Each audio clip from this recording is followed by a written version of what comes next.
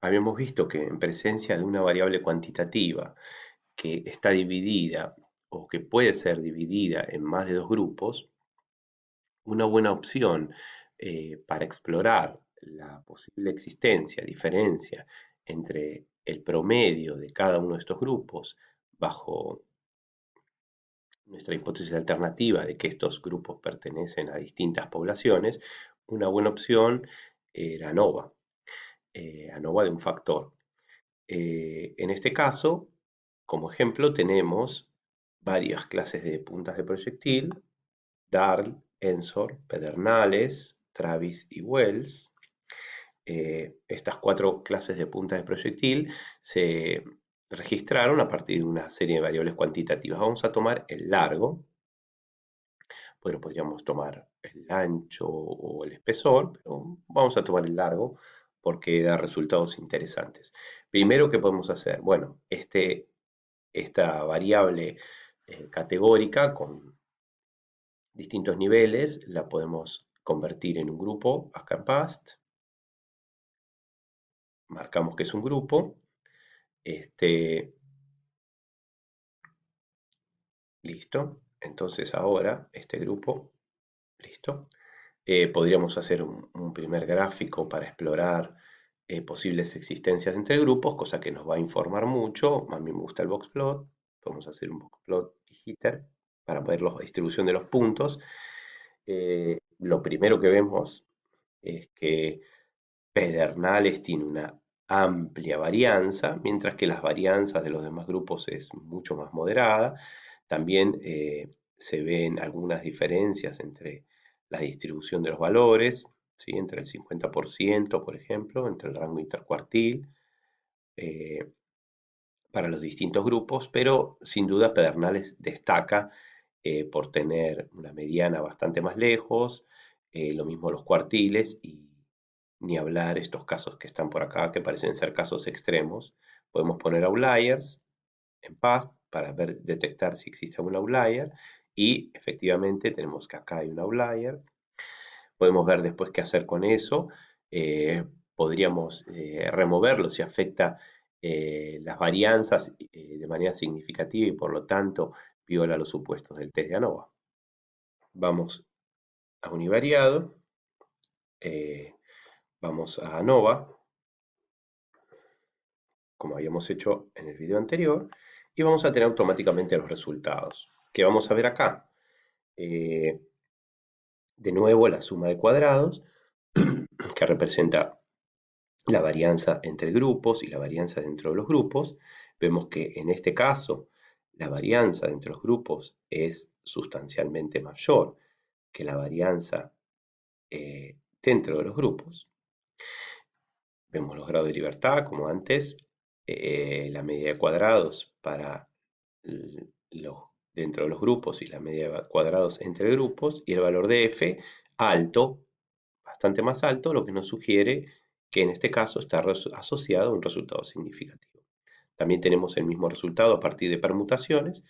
Vemos que de nuevo está en exponencial en los dos casos. Exponencial negativo quiere decir que acá hay 5 ceros y acá hay 8 ceros delante del 1 y del 2 respectivamente. Entonces, posteriormente vamos a analizar el cumplimiento de los supuestos. Tenemos el test de Leven de las varianzas sobre las medias y sobre las medianas. Y en ambos casos rechazamos la hipótesis nula de no existencia de diferencias significativas en las varianzas, lo que quiere decir que no estamos cumpliendo los supuestos del test de ANOVA. Y como sabemos, la igualdad de las varianzas como supuesto es fundamental, porque eso nos garantiza que estamos realizando una comparación entre varianzas semejantes y las diferencias que observamos están debidas a la localización de las medias. Tenemos el test de Welch para obtener el valor de f en caso de diferencia entre las varianzas. En este caso el test también es significativo. Entonces aquí estamos ante una opción quedarnos con este caso donde estamos incumpliendo el test de Leven, y utilizar en ese caso una versión más robusta, como el test de Welch, por ejemplo, ¿sí? Obtener el valor mediante permutaciones y el test de Welch, o este, ir a una alternativa no paramétrica.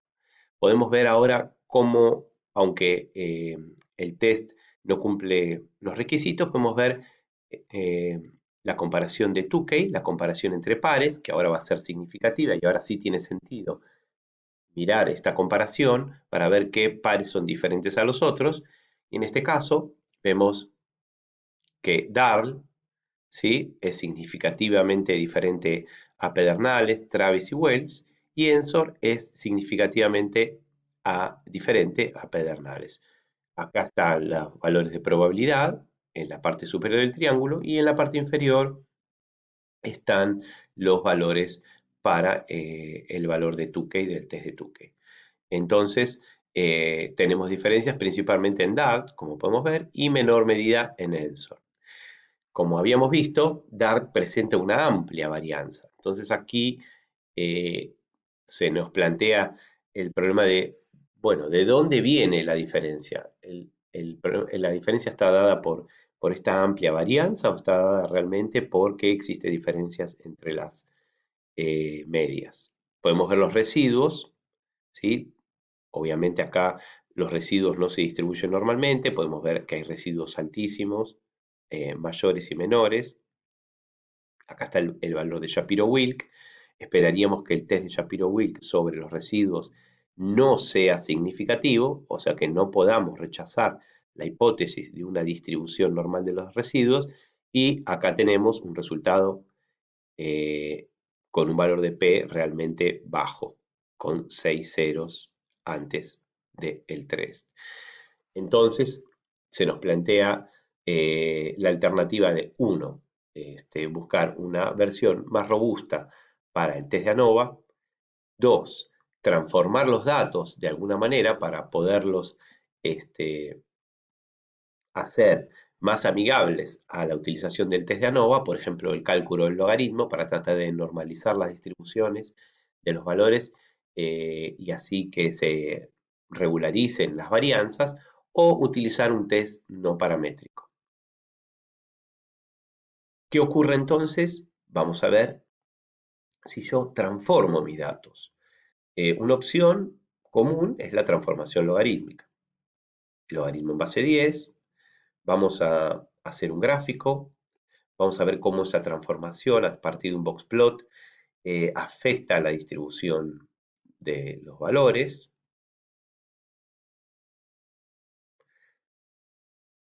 Vamos a ver el jitter, ahí, la distribución de los valores. Vemos que igual la distribución de los valores es bastante amplia. Sigue habiendo este valor como outlier.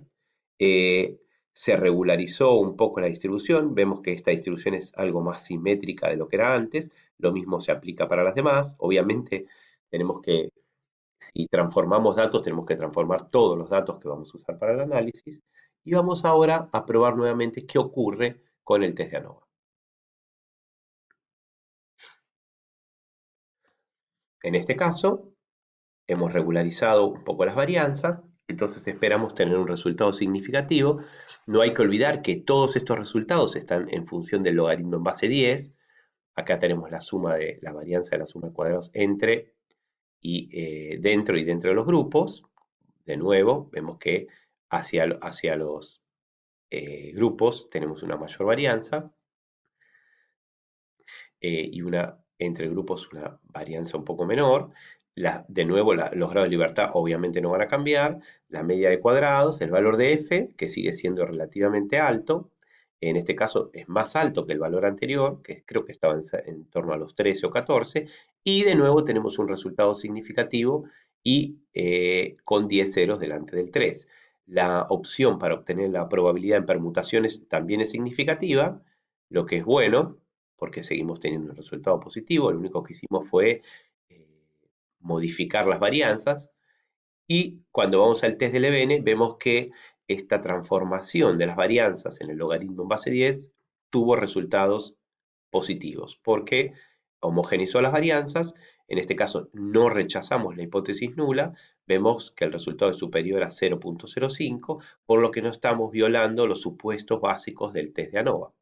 También vamos a tener de nuevo el resultado de Welch para en caso de las varianzas desiguales, que sigue siendo significativo. Entonces ahora nos hemos ajustado a los requisitos del test. Podemos interpretar con confianza los resultados a partir del test de Tukey.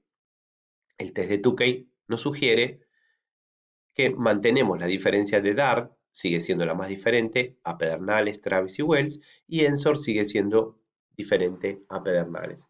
Entonces, como podemos ver, con una transformación en base al logaritmo, pudimos ajustar las varianzas de los distintos grupos para hacerlas amigables al test de ANOVA, y pudimos realizar el test de ANOVA y detectar diferencias significativas entre estos son los efectos, y esto es lo que más nos interesa a nosotros, ¿sí?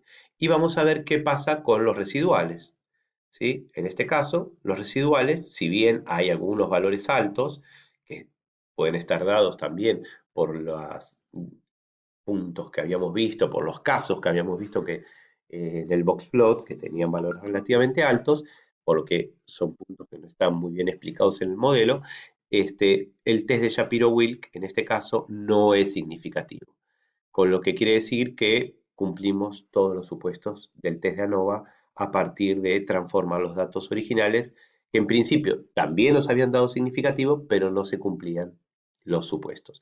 Vamos a ver en otro video qué alternativa tendríamos si no quisiéramos transformar nuestros datos y utilizar los datos crudos tal cual son. Hay que recordar que siempre es más fácil interpretar los parámetros y los estadísticos obtenidos de los distintos modelos con los datos crudos que con los datos transformados.